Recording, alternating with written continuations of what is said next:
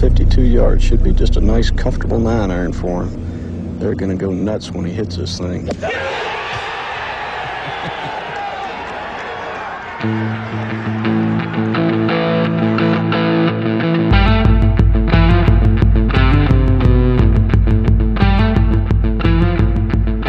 Yesterday's price is not today's price. Yo. Welcome in, golf fans. My name is Joe Idoni. You have stumbled upon the Preferred Lines podcast, a weekly golf betting show. We're going to cover the PGA Tour. I've got a guest alongside me in just a minute that is hopefully going to untangle some of the recent PGA Tour rules changes and give us a little layman's terms explanation for my people. The show, as always, proudly supported and presented by the good people over at Rotoballer PGA. Promo code is LINES. That will get you 10% off any PGA monthly, weekly, yearly, annual subscription over there. Myself, Byron Spencer, I know, just wrapped up the Rotoballer PGA show, all streaming to you live for free. All that we ask is that you support the show, retweet, tell a friend, say something nice, like a thumbs up goes a heck of a long way. Thank you to all you guys for being here. Ted, as always, let's get a winner this week. We're going to talk about that in the second half of the show. But before we get there, I invited on a guest this week because some changes came out. Some new policies have been put into place for the 2026 season, and I thought of no better person to help me break it all down. Welcoming into the show for the first time, Mr. Monday Q Info, Ryan French. How are you? Good evening. Welcome to the show, my friend. Joe, thanks for having me on. That intro is a banger, man. That thing's awesome. You liked? Thank you, man. I really appreciate that. First of all, I wanted to give you a nod. I checked out the show that you did. Any Given Monday is the podcast that Ryan does. Make sure you all go check that out. Did an awesome, had a very candid and honest and back and forth discussion with Billy Horschel that I took in the content. I really highly enjoyed it. But I kind of wanted to ask you, and I don't really know where to start, Ryan. I have a lot that I want to ask you, but I guess I'm going to start here. I think that these changes more or less have been kind of put into place, and Monday qualifiers obviously has kind of always been your area of expertise. You know, they've sort of been diminished in full field events down to 2 spots, eliminated from some tournaments altogether. Does less PGA Tour cards and less access points for some players help the PGA Tour get a more competitive, compelling product, in your opinion? Yeah. So, I mean, first of all, thanks for having me on, Joe. Whether you agree with the changes or don't, obviously I don't. Monday qualifiers being the main thing, less cards, less exempt players, all things that anybody who follows my account knows that I'm against. But here's the crux of the issue is, even if I was just on the Friday podcast and those guys agree with a lot of the changes they had me on, as I disagreed. But what we both agreed on is, how does this make the PGA Tour product better, right? Their slogan is, it's a more competitive tour. What does that mean? Because the 125th player and the 100th player, no, I wouldn't know. I know way too much about golf. I wouldn't, side by side, if I didn't know who they were, you can't tell their game. We're talking 10th of a stroke. I asked Billy on the podcast, and I appreciate him coming on. I appreciate him having the conversation. But the signature events aren't going to change because the players were already playing those. The non-signature events, fields, are not going to change drastically. Maybe you'll see a few more, top guys play, but it's not like all of a sudden the 3M is going to have a great field. They're not. And so, agree or disagree, someone needs to answer how the product is better. If you think it's more competitive, okay, I don't agree with that, but let's say I do agree with it. How does that make a better product? What does that translate to the fans, to the sponsors? And those are the two people who have seemed to be left out in all these changes. Absolutely, and seem to always be kind of the last person at the table is the fans. But, and you mentioned it, the difference between number 75 and number 125 is negligible at best. Actually, what I would argue from a competitive standpoint is the disparity is all at the top. I mean, Scotty was a full stroke better per round than Rory. Even if you look at Xander and Rory, number 2 and number 3, a little over a half stroke better per round was Xander Schauffele on the season. That's greater than the distance from number 65 to number 125 in terms of the PGA Tour season. So I struggle with the fact that, I'm close to the Cognizant here. It's sort of always been my hometown event that I've always gone to enjoy. And now that they're kind of eliminating the Monday Q spots and certain avenues for these players to get in, I just struggle how that is going to, the signature events are what they are. We all know that. But those events, the John Deere's, like you mentioned, the Rocket Mortgage, the Cognizant, the WWT Championships, I don't understand where they get behind believing that it's going to be a more competitive product by reducing the number of spots that are available in those tournaments. Yeah, I mean, again, that's always my argument, and I'm not trying to pretend like I'm not biased in this situation, Joe, but Billy's point is more competitive. My answer to that would be more players who have a chance to win are automatically more competitive in my standpoint, right? Like, I don't agree with the fact that the 125th player is that much worse than the 100th player. The fact of the matter is that the 125th player, again, you go to a PGA Tour event, there are some players there who don't have a chance to win, whether it's because they aren't playing good on that particular week or they're on the back end of their career or whatever.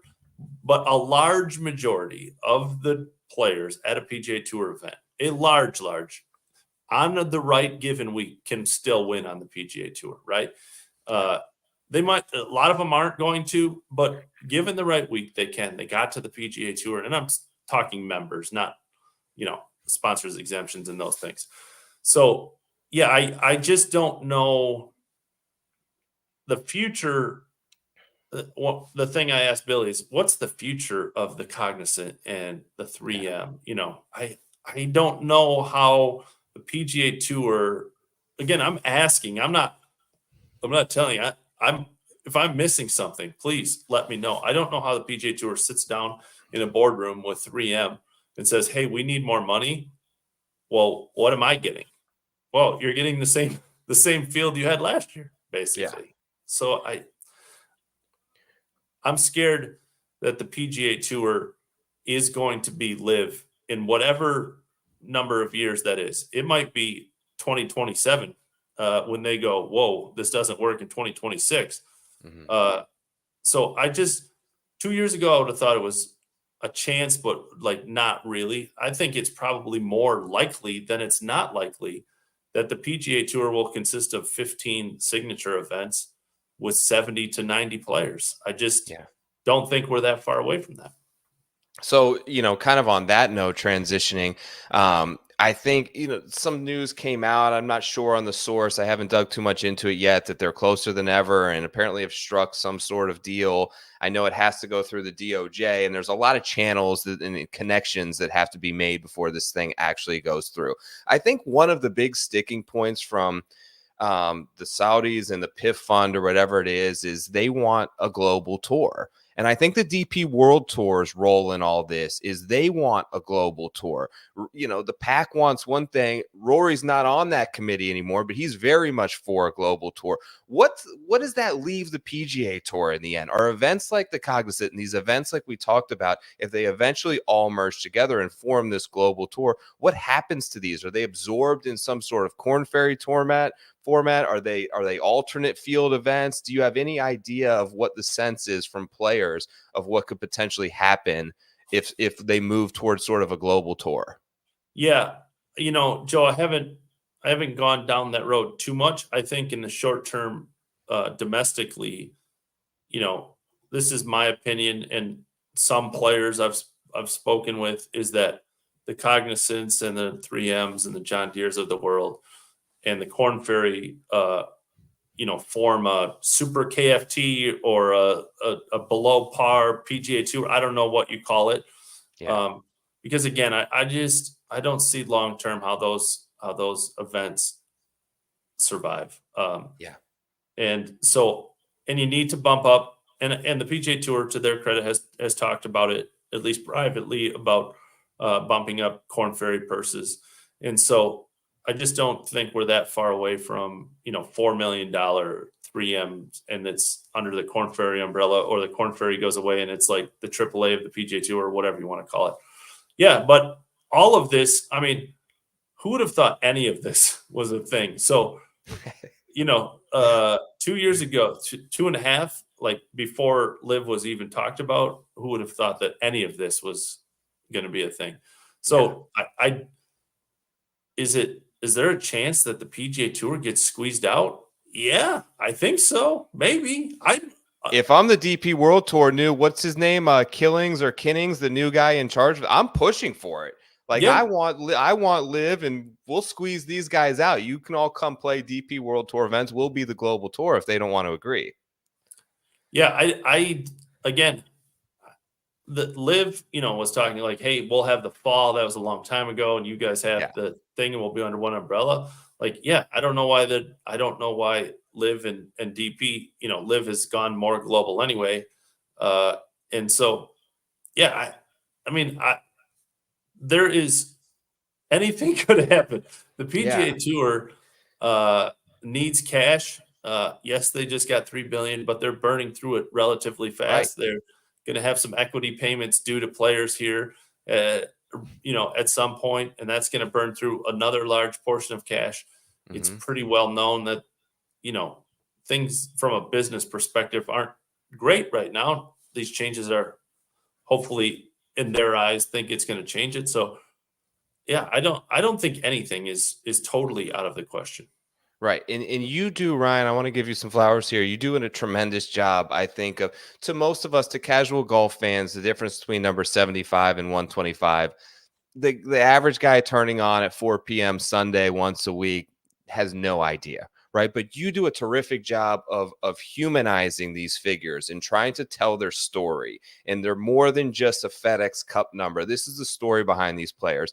And you mentioned, potentially bumping up purses on the Korn Ferry Tour. And part of me is like, what does that solve? Because bumping up purses did nothing for the PGA Tour. Viewership is down. It did nothing but make the players richer. But you have a greater sense of this than anybody. How much are these guys struggling on the Korn Ferry Tour financially? And these guys that you see in Monday Qualify, what's the barrier to entry in something like that? Are they paying fees to join this? And are they living in, I'm sure there's just such a drastic difference from a guy making $88 million last season to a guy trying to qualify for the WWT Championship on a Monday in Arizona. Yeah. I mean, there is, again, I hope I'm relatively fair. I'm pretty hard on the PGA Tour, especially over the last 2 years. But, they have raised the Korn Ferry purses. They've doubled over a 4-year period. And they're up to $1 million, and I hope they go up. But guys aren't making – if you finish 75th on the Korn Ferry Tour, probably breaking even, maybe making a little money. If you have the America's Tour, you have almost no chance of making any money. You're going to go in the hole pretty drastically. It's a wildly expensive tour. So I think it's important to remember that that I always say, I don't know what that percentage is, Joe, but 95% of pro golfers don't have the money you think they do. Mm-hmm. And again, this is not to, I don't want anyone to feel sorry for them. They're doing just fine, but a guy who's made $4 or $5 million in a 6-year career, it goes away pretty quick. Pay your caddy, he's getting 8%, pay your agent, pay your coach a percentage. A lot of coaches are on percentage based, obviously taxes, you pay for your own travel, all of these things. And all of a sudden, you can see where $5 million is, gone. Guys went to Mexico to play in Monday qualifiers today. It's probably a $2,500 trip. $500 entry fee, flight down there is whatever, $500, $600, $700, depending on where you're coming from. Got to rent a car, hotel at a resort. You're $25,000 to $3,000 in. And then, as I always say, Monday qualifiers get lost. This whole $5,000, per week but that's if you're a member. if you get through the Monday, that I don't remember what player said it to me, but he's like, you get through the Monday, that's when the real expenses start, right? Like then you have a hotel for a week. If you a great example would be Mexico.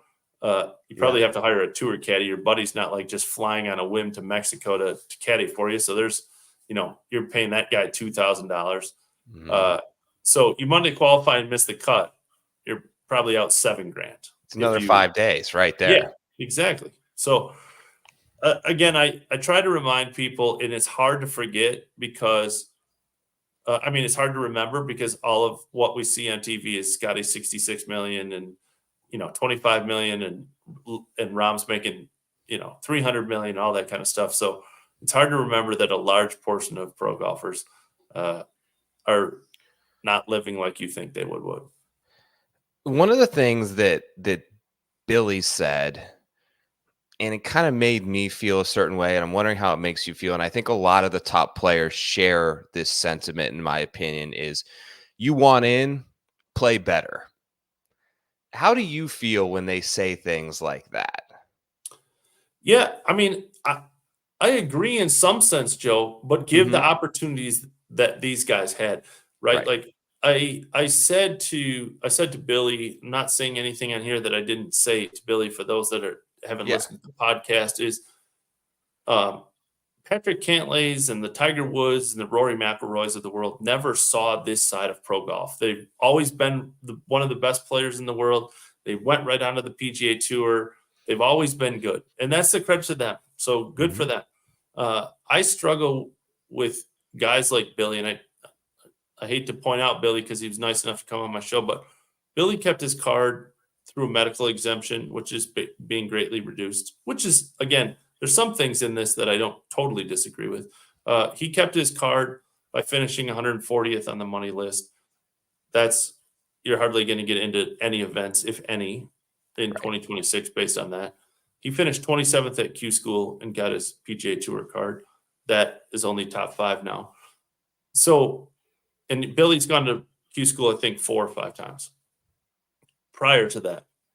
And he had to play better. He used in the podcast is like, well, these guys are playing in the dark and they're playing on bad greens and they're warming up in the dark and they got to come back on Friday. And I was like, Billy, did you do all those things? And he's like, yeah. And I go, and you made it. That's part of what the PGA Tour has always been. That's what I'm most frustrated about, Joe, is we're getting further and further away from what has always been the most democratic sport in the world. Like, yeah, I think that the top guys should have the best tee times. I think top guys should have a lot of advantages. I also think that's the way the PGA Tour has existed for a long time. And Billy warmed up in the dark, and so did Max Homa. And Max played Mondays, and he played better. But he had the opportunity to play better. So if you don't have the opportunity, it's hard to use that. That's my biggest issue.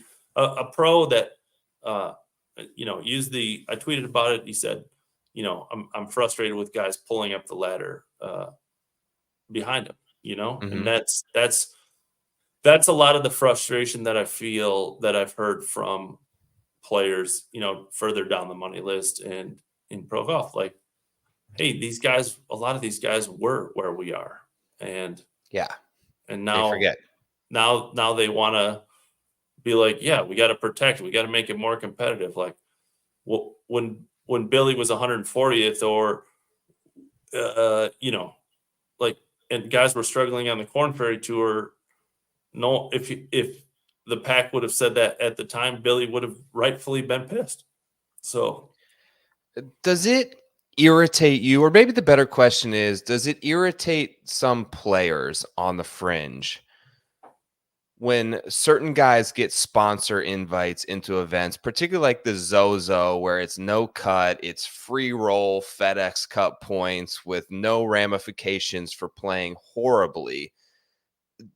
Is there a sense that that's unfair by some of those guys teetering on the line there, that they're basically handing out popularity tickets to join the party? I think the Zozo is like a one-off, and again, if you're 100 and whatever Joel was going into that 124th, and you were 126, you would probably have a problem. I didn't. Andy from the Fried Egg has always done a great job on talking about that. I didn't talk to a ton of players about it. I've talked to them. Players complain about sponsor exemptions all the time, whether it's, they should pick more people from this, from the area. At the Utah Championship, I got a player, got a lot of messages about that they, gave sponsor exemption to 3 amateurs. But I also see the other side. I wouldn't care if sponsors exemptions went away as a total and they opened it up more. If that meant more spots open and a way to get in, I wouldn't have a problem with it. And I would understand if players, were upset with guys especially at the end of the year, right? Like, these guys are not fighting for a few $100,000 at the Comcast top 10 or whatever it's called. They're fighting for the livelihood. And so that's a little bit a tougher pill to swallow. It seems, I wonder how deep down the poll this goes and how much impact the PAC committee has on these type of changes. But for me, and it's kind of funny bringing this up on the day before tomorrow, but it sort of reeks to me like those entrusted with making wholesale policy changes are looking out for what's best for them, while the ones who are disproportionately affected negatively in some cases by these decisions often may feel voiceless. Is that the case? Do you sense a growing divide from players 75 to 125 and these elites at the top of the PAC committee? Yeah, 100%. Okay. Yeah, I mean, without a doubt. And, this is not just a PAC thing. This is grinders all over, right? I've talked to, I don't know, doesn't matter, 50 players on the PGA Tour over the last week and a half or 2 weeks since I put the original article out, and then it's been confirmed, through here. And, they all are pretty open with me behind the scenes, off the record, about their, frustration with either some part of it or all of it or whatever. And then I say, hey, you want to come on the podcast and talk about it? And they say no. And I understand it, right? Because they have to go, tee it up with the guys that are making the decisions. They don't have a voice. The fact of the matter is that the guys at the top are making the decisions. And this is not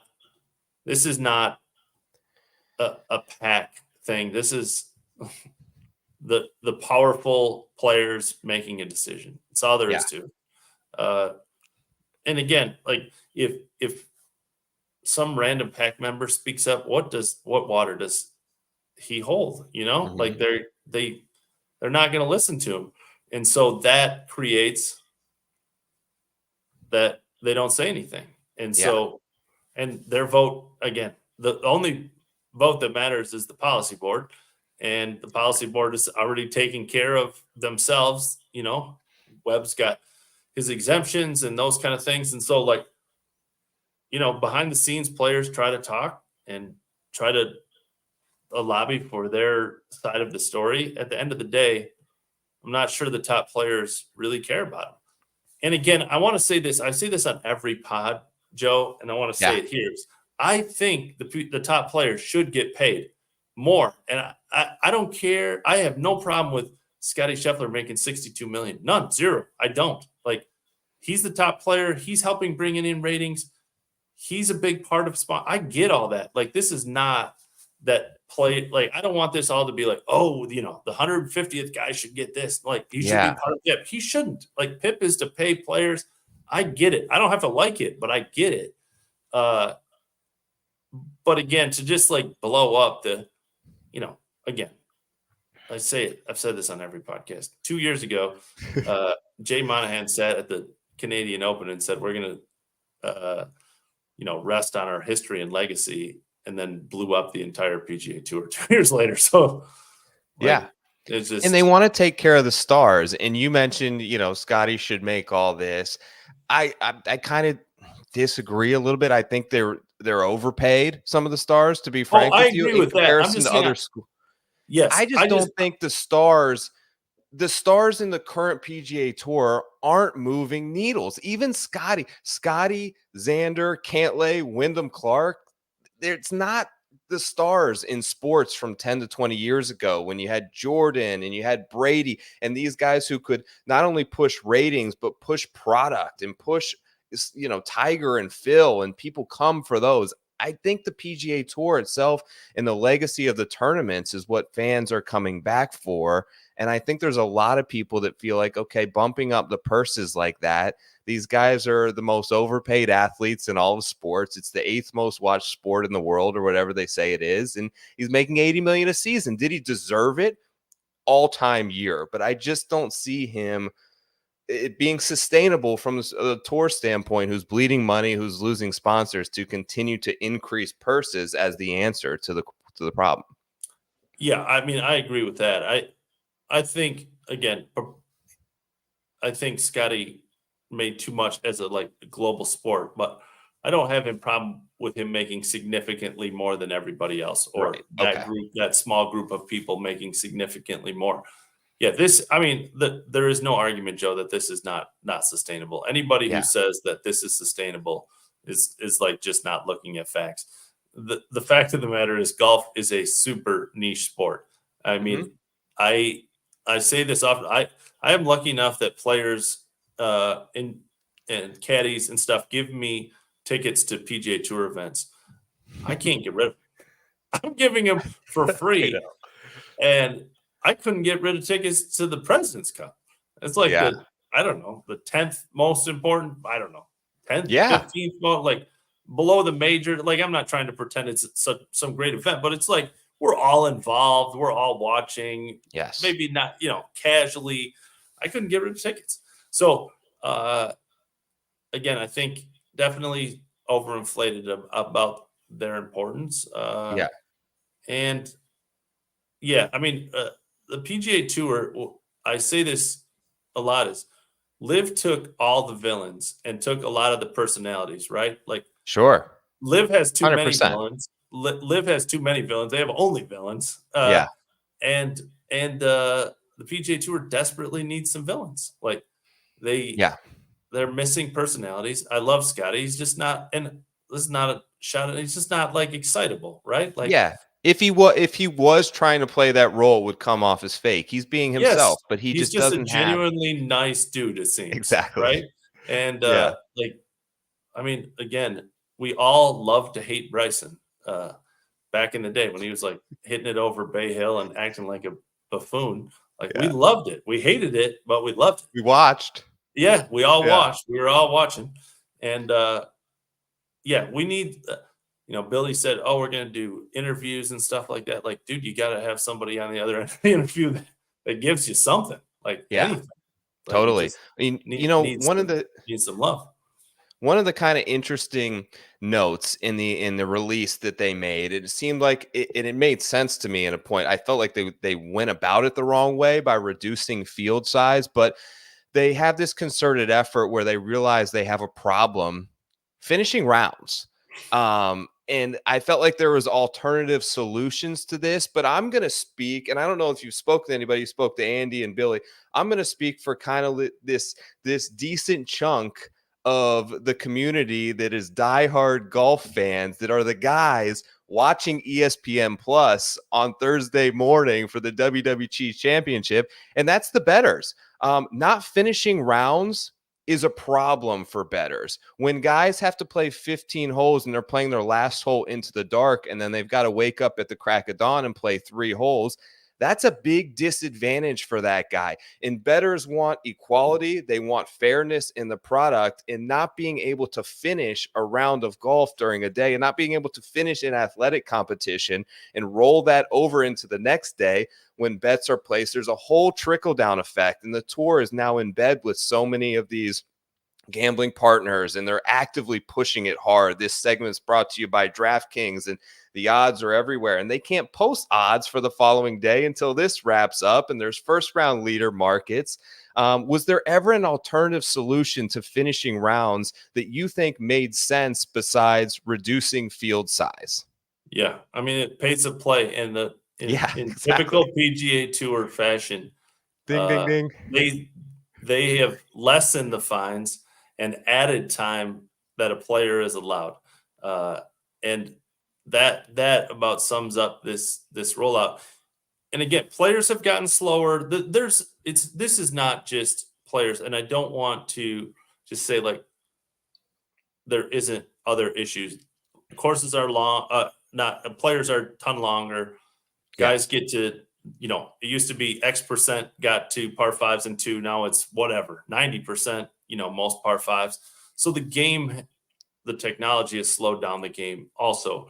Okay. But the pace of play is not enforced. If it was enforced with strokes, players would speed it up. Then you can have this conversation. If you enforce that and then you said, hey, we still can't get it done on Thursday and Friday, then I'm in. Like, let's have a discussion. Yeah. But you can't just say that's the reason and not enforce the rules. And to go backwards and lessen fines and give players more time. Again, Andy and Joseph from the Friday brought up a great point. It's like Major League Baseball has been, revolutionized might be like, you could debate that's too strong of a word, but it's in the discussion with a pitch clock, right? Like the game has been revolutionized. Totally. Its ratings are 100% better. We all watch the World Series. This is a great product. And the PGA Tour saw that and was like, we need to slow this game down a little more. It's incredible. And again, like the DP World Tour literally tried a shot clock and it worked. And we're like, we can't do that. Like, again, in a world, how did anyone sit in that boardroom and say the world is getting wildly faster? We have a sport that is not fast. Like, what can we do to make this product better? I know. Let's make the fines less for slow play. Like, again, no one raised their hand and was like, this is insane, guys. Like, baseball has never been better. And never been better. There's other sports. I played college lacrosse. They've implemented a shot clock there. They said it was going to be impossible to implement in lacrosse. It's easy. 3 months later, it's virtually unknown. It speeds the game up. It makes it more exciting. They did it in baseball. There's shot clocks in every major sport. Nearly every sport in the world is exploring avenues because they understand their fans and they understand the market for live sports and are attempting to speed up their game, while it appears the tour is now creating leniency to slow it down. Those who have watched this show for a while know that I've been banging the drum on implementing a shot clock for 6 months now, and I think it would be in 2 months it would be normalized. There'd be players that hate it, but I honestly think that if you pitched it in a way that they would you could give them confidence that it's going to be equally and effectively enforced, I think the majority of players would be for it. They would be for faster rounds. None of them want to be out there for 5.5 rounds. Do you think the players would be against something like this being implemented? And what are the hurdles in terms of putting something like that in place that are keeping them from doing this? My argument to that, Joe, would be you don't hear there has to be baseball players that are against the pitch clock. There has to be, right? There definitely was before it was implemented, but I'm talking now after, right? Like you hardly hear a peep, if any, from any players who are against it. You know why? Because it's made their product better and they're getting more fans, and that will eventually lead to more money. And so again, and this is not a criticism of golf. It's an inherently selfish sport. You have to be inherently selfish to play this game. You play by yourself. You're the only one to blame, all of those things. You're asking inherently selfish people to be unselfish and to sell something that might make the product better at the detriment in the short term of some of those players. And they won't do it. And so again, it's back to like, Billy was talking about cameras or the shot clock. Like, it's going to cost a shitload of money, man. You know what? A lot of money went to a lot of players. What money has gone towards making the fan experience better? And the answer right now is zero, basically. Like, again, there's just not much. And so, if the shot clock cost and how to implement it and the research you had to do and the clocks you had to get or whatever you had to do was 8, 10, 20, 30 million, you gave that away in 1 or 2 tournaments. So go figure it out and go spend the money. Absolutely. Well, Ryan, you've been extremely unselfish with your time tonight. I know that you've been on multiple shows. You've got a trip to Spain. You've got kids that are ready for bed. I thank you genuinely for joining the show and giving me a little bit of piece of your time and answering some of the questions that myself and some of the viewers of this show maybe had. Keep doing awesome work, man. I appreciate your storytelling. It is always captivating writing, and I love hearing about the perseverance of those guys who are trying to live out their dreams and become PGA Tour players. Wish you all the best. Thanks for coming on the show again, and take care, Ryan. Thanks so much, man. Appreciate you having me on. All right, talk soon. All right, gang. What do you say? Thanks for checking it out. I appreciate your guys' comments in there. Let's get to the board. Let's make some bets. WWT. Let's go.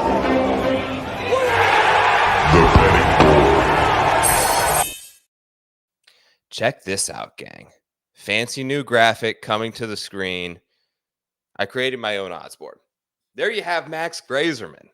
Virtually unknown 6 months ago, is now the favorite to win a PGA Tour event.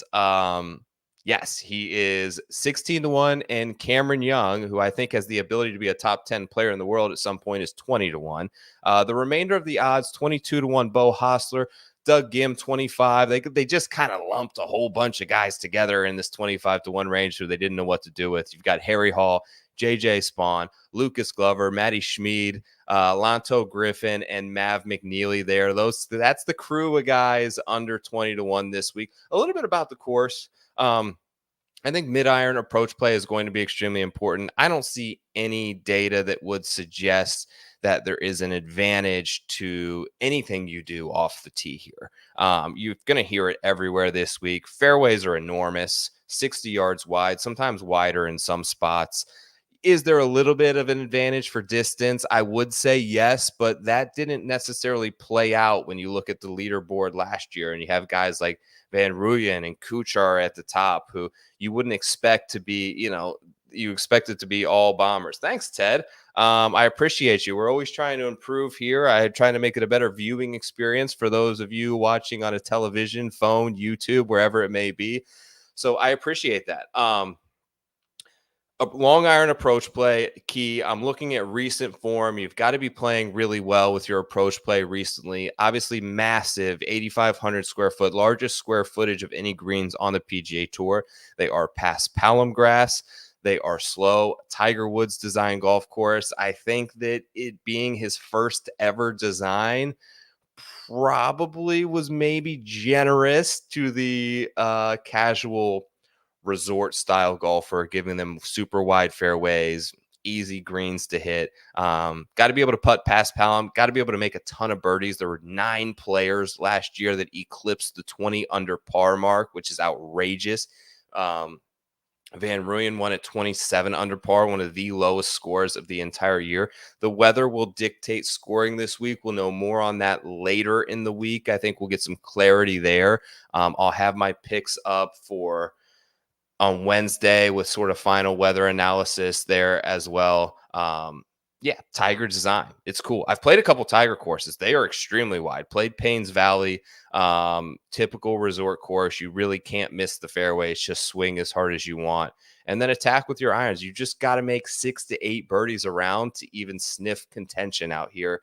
And that's something that Grazerman's been doing. However, 6.4 strokes putting gaining 6.4 with the putter in 4 of his last 5 tournaments. That screams unsustainable. Lost strokes on approach in aggregate over those 5 starts.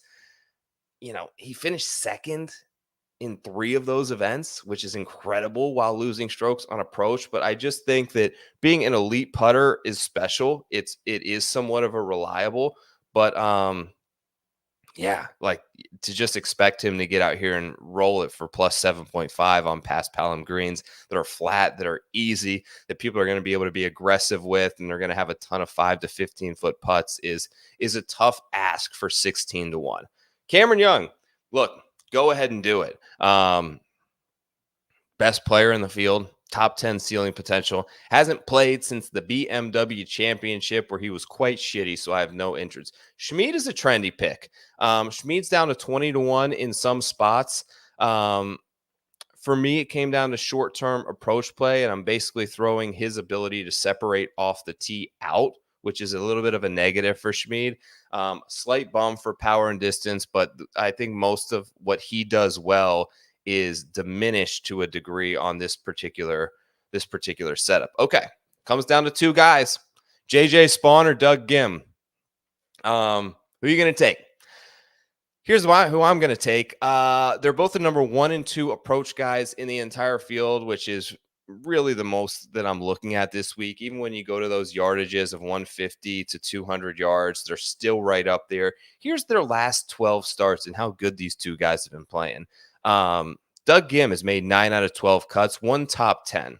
JJ Spawn, however, and this is a JJ Spawn who is the same price as Doug Gim this week, neither of which are a prolific winner. But when you look at Spawn's number, he's made every single cut in his last 12, with the exception of 1, which was a withdrawal. 4 top 10s in that span, which is 30% of those events. He's managed to top 10, which includes a T6 at the last event played at the WWT Championship, which was by far the best field of any of them. Spawn's a little bit longer. Spawn is making a lot more birdies on average than Doug Gim. And while JJ Spawn is not a great putter, we know this, he is a significantly better putter than Doug Gim with the flat stick. JJ Spawn's the guy for me at 25 to 1. I thought about Ben Griffin a little bit. Mav McNeely, like, come on. Harry Hall, McNeely, Hostler. You going to take these guys at 20 to 1 to win an event? I'd much prefer an informed JJ Spawn who's been top 10ing and been the best iron player in the entire field. Okay, moving to the next range. 30 to 1 range. We're going to make this work. There he is. There's Killer Keith.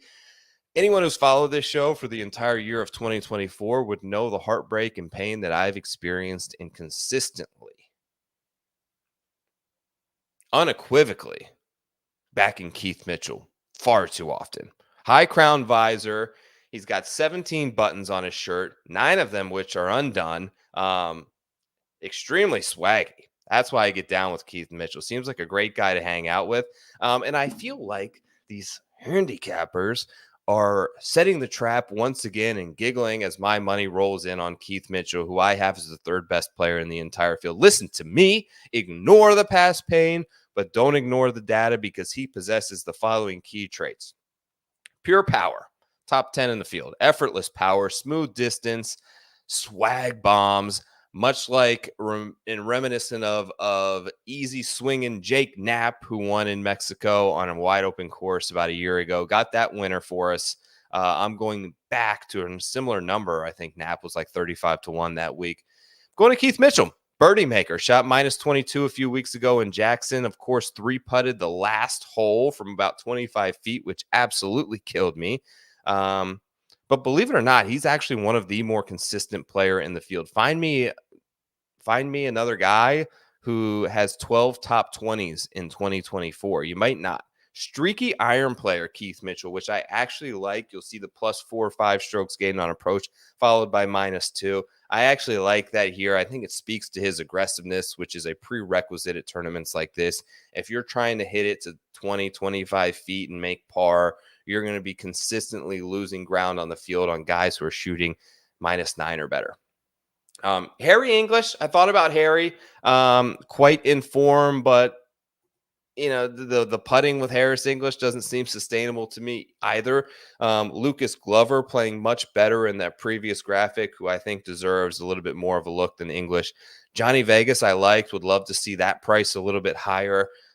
Hit him a few weeks ago at the 3M Open at a massive number. I think 80 to 1 on Vegas that week. I'm not going back to 30 here.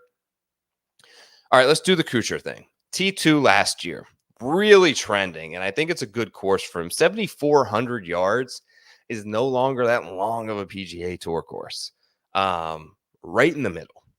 It is at sea level, which makes it play a little bit longer. It is past Palom, which is soft conditions, which you aren't going to get that firmness and rollout that you would typically see at some other courses.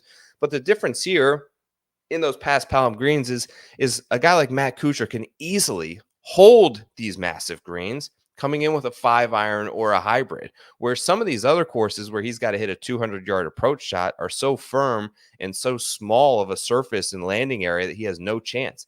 Then you get on the green, and that's where he can kind of separate. Maybe the best putter in the field, both long and short term. He's great from 5 to 15 feet when you need birdie. He's really good from long range. And with these greens being 8,500 square feet on average, you're going to have 50 to 100-foot putts that you've got to lag on slow greens, and you've got to get it close. Really savvy as well. One of the better chippers and around the green players, I think, in the entire field, which isn't going to earn you, it may get you some birdies on the par fives, but more than anything, it's going to avoid catastrophic bogeys in critical moments, because you can't ever put it in reverse on tournaments like this. If you have a 9-hole stretch where you're even par, you probably ain't winning it outright. Since the 3M Open, Kuchar's posted 4 top 15s in his last 6 starts, and he's average gaining 5 strokes per start. Playing great. I feel like the number's too small for me. Would love 40 to 1. I think Keith Mitchell is a lot better player than Matt Kuchar, even at this stage, even in this form. Call me crazy. I know they're both probably losing bets, but I'll ride with my guy, Killer Keith, on this one. Moving down, Sam Stevens, Van Rooyen, last year's champion at 27 under par. Of course, an emotional week that week for Van Rooyen, who was playing inspired by the recent loss of a close childhood friend. Was a great story. 35 to 1. He's not in very good form right now. I wouldn't take it. Rico Hoey is there. Taylor Moore is there at 35 to 1. Patty Rogers, 40 to 1. Tom Hoagie, 40 to 1. Austin Eckroat, 45. Patrick Fishburne, 45 to 1. And I've seen that number elevate a little bit on the past on old Fishburne, but he seems to be trending in not such a positive direction. Okay, I'm basically going to do the top 50 on a little graphic here. Now I'm going to bring in the odds checker grid, and I'm going to talk about those players over 15 to 1. And I want to talk to you about my boy Adam Svensson. Took a 50 to 1 this morning and feel tremendous about it. Ran into Adam Svensson this past weekend. He spent over 4 hours from what I saw on the short game area and putting green on Saturday. Grinding in the heat. Solo saw Svensson. Also, another note. So I played Medalist on Saturday. Hit balls. I got a little video on my Twitter page. Didn't want to get too creeperish, but you want to get emasculated on a driving range. I hit balls next to Nelly Corda, who's coming back from injury, her coach is behind her, telling her 70% max, and she's pounding it by me, flushing it. Not the longest hitter either, but it's tough to warm up next to that and not feel real shitty about your game. Also, cool moment, though. Back to Svensson. He's my guy.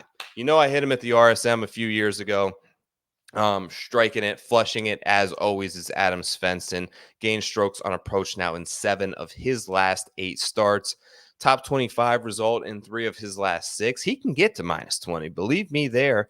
Seen him do it. The putter gets red hot at times, although it has not been lately. So I think arriving at a course with easy to putt, slower than average, past Palom greens where you can get extremely aggressive should be a welcome sight for someone who is struggling a little bit at the moment with the flat stick and getting crushed on the greens.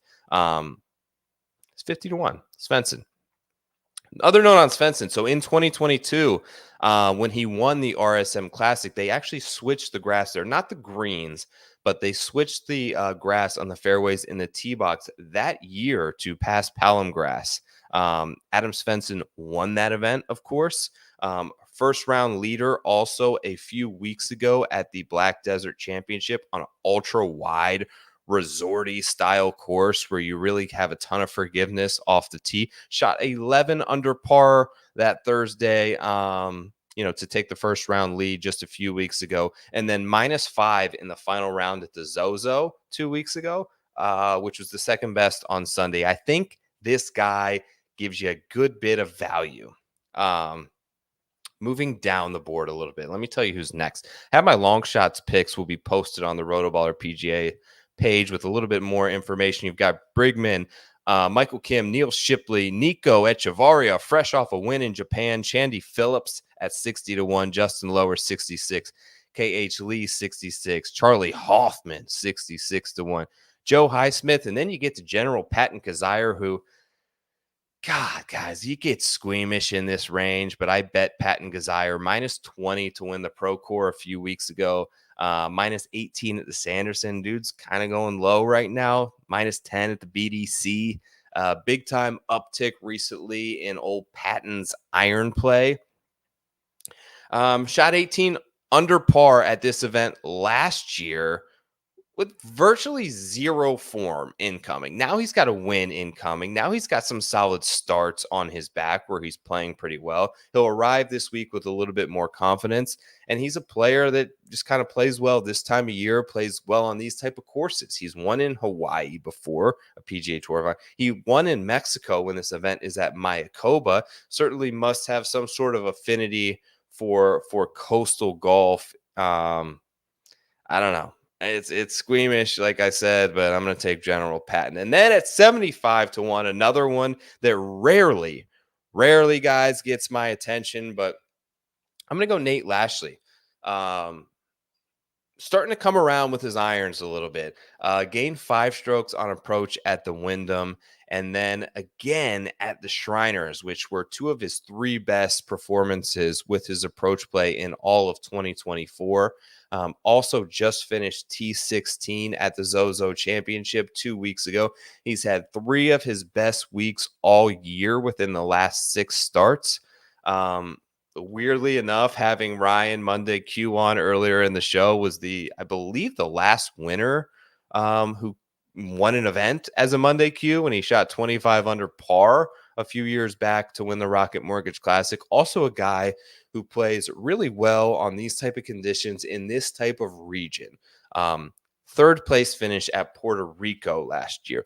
Also, 2 other top 8 finishes in Puerto Rico. Has played well at Punta Cana, has played well at Pebble Beach, has a top 10 at this event last year. Also a T11 at the Mexico Open at Vidanta, which I think is a terrific comp course if you're looking for some correlation this week. I don't love the number, but when you're in a field like this week, you're going to have to take some stands on guys you don't feel good about the pricing on. And I think Nate Lashley presents a little bit of value there. All the way down the board, there's a guy at 150-1 that I want to mention before we get out of here. Has that number continued to go up? Let me see if there's a better price.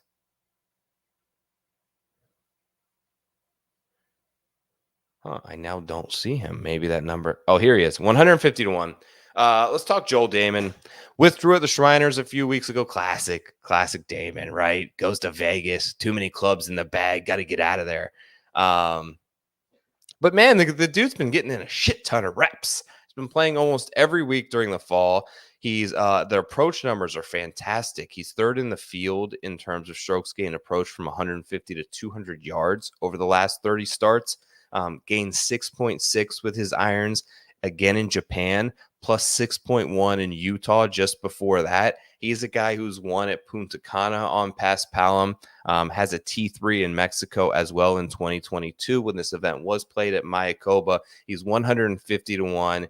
He's striking it pretty well right now. It seems like he may get along with this region and hopefully has a stomach to handle this type of event. Another guy that I want to mention, I don't even think they have odds on him yet, but Ryan had a tweet earlier today, and I was hoping this guy would get through.